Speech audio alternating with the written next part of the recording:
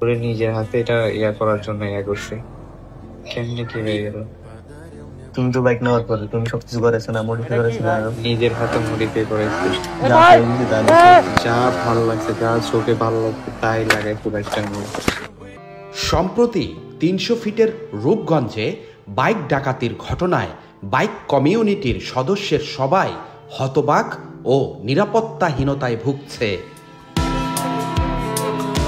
তাই বাইক স্টোরির পক্ষ থেকে নাইট রাইডিংয়ে কিছু টিপস আপনাদের জন্য দেওয়া হলো, যার উপকার আমরা ব্যক্তিগতভাবে পেয়েছি।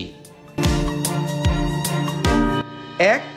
ডাকাতরা ছিনতাই করার আগে আপনাকে নিয়ে ভাববে ও মাপবে, তখনই বিপদের আঁচ করে ব্যবস্থা গ্রহণ করবেন ও সাবধান হবেন, নতুবা দ্রুত চলে যাবেন। ২. রাতের রাইডিংয়ের ক্ষেত্রে কোনো ট্রাক বা বড় বাস সিলেক্ট করুন। এগুলোকে সামনে রেখে নিরাপদ দূরত্বে থেকে জাস্ট পেছনে পেছনে থেকে সামনে চলতে থাকুন। ৩. নির্জন এলাকায় আসলেই সামনে ও পেছনে বারবার খুব মনোযোগ দিয়ে লুকিং গ্লাসে খেয়াল করুন।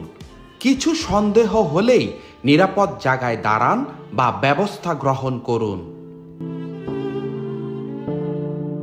৪.